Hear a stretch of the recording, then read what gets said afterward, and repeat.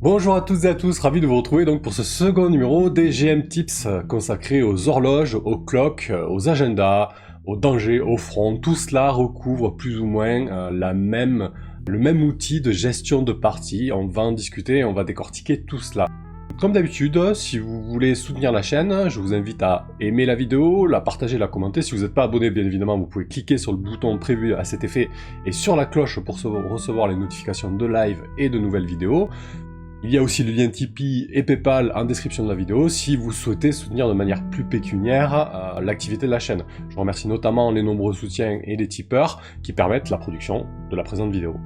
Donc ce second numéro va être consacré, comme je vous l'ai dit, aux horloges et aux agendas. On va voir ça en deux parties. D'abord, je vais vous présenter l'outil des horloges et ensuite, on va essayer de le mettre un petit peu en pratique. Pourquoi cette vidéo? Parce que j'ai envie de faire un petit peu un triptyque de préparation. Le premier numéro était consacré à l'improvisation. Là, on va faire de la préparation, mais que je qualifierais de light et de canevas, plus que de scénario fortement écrit. Et puis, très certainement, qu'il y aura un troisième numéro avec de la préparation un peu plus concrète, un peu plus solide, un peu plus engageante, je dirais. Voilà, allez, c'est parti.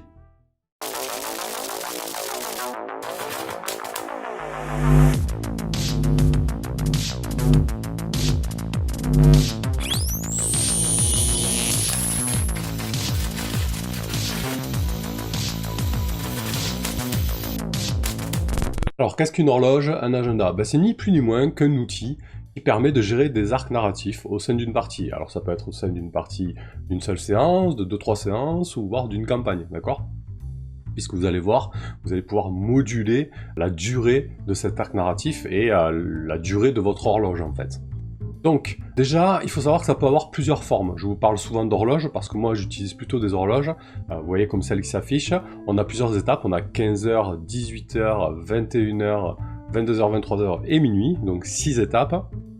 Mais on peut très bien aussi se passer de cet aspect d'horloge avec des heures comme étape et tout simplement mettre des tirets et des points et avoir une succession de bas en haut d'étapes au niveau d'un agenda en fait. Donc ne soyez pas confus entre les termes agenda, horloge, front, danger ou menace, puisqu'en fait il s'agit de la même chose.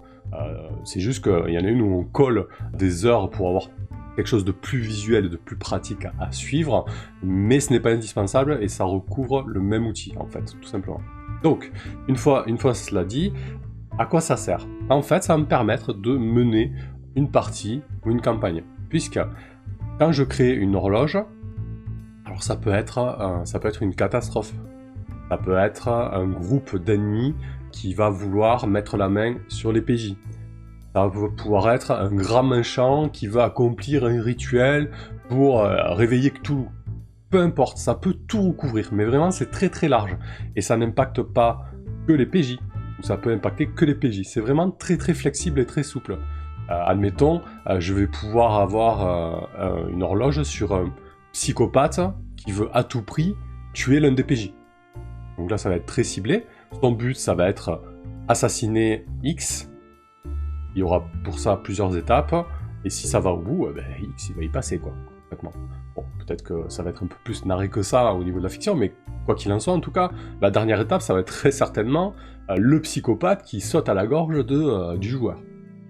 Donc ça peut être ça peut aussi être une catastrophe, admettons que vous jouez dans un cadre urbain, et que la population se rebelle parce que les corporations sont beaucoup trop oppressantes, et du coup, là, votre but pour ces civils, ça va être se soulever contre l'hégémonie corporative. Et là, pareil, vous allez pouvoir faire plusieurs étapes.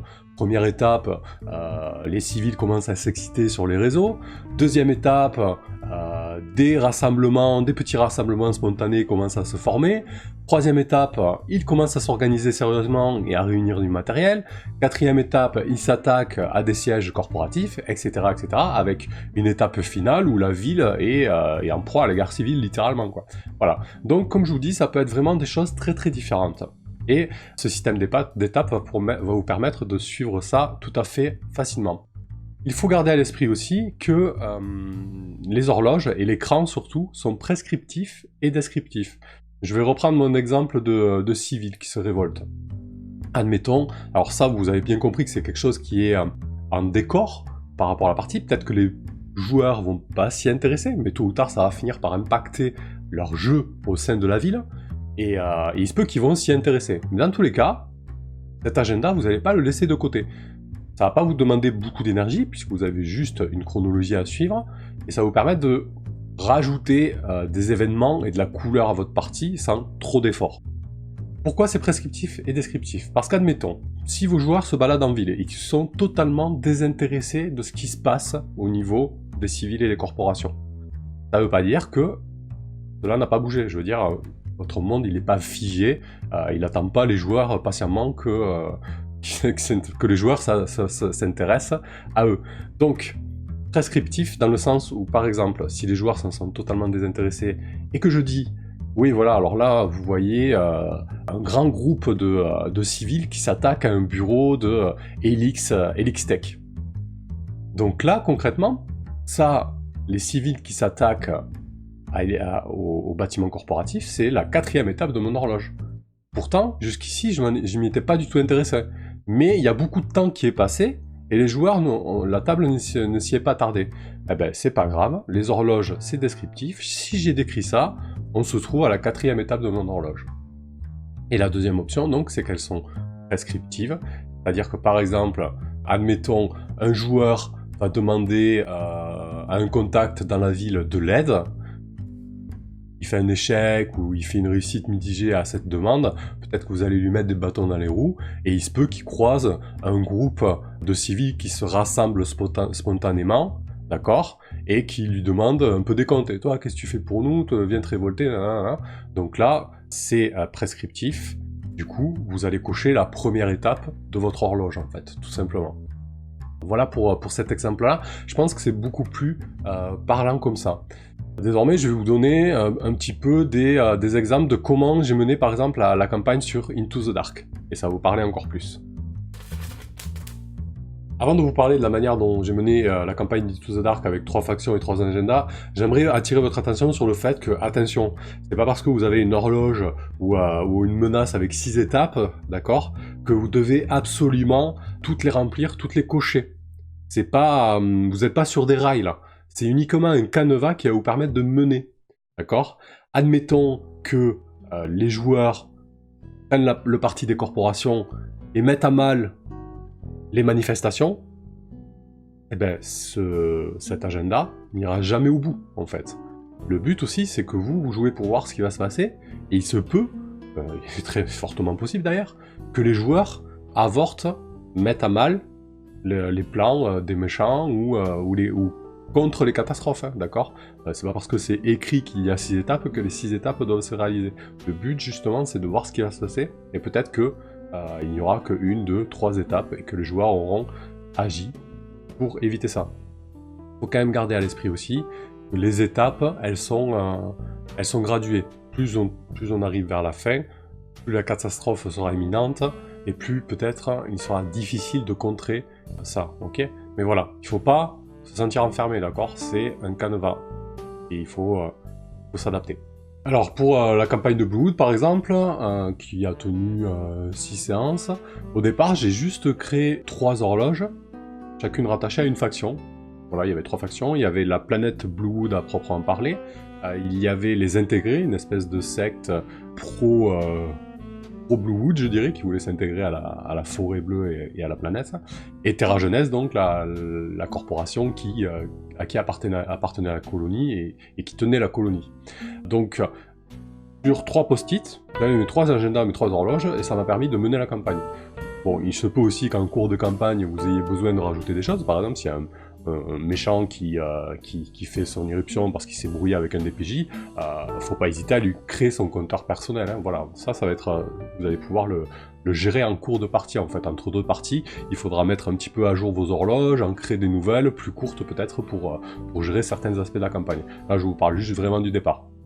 Alors, à titre d'exemple, je vais prendre mon horloge de Bluewood que je vous affiche.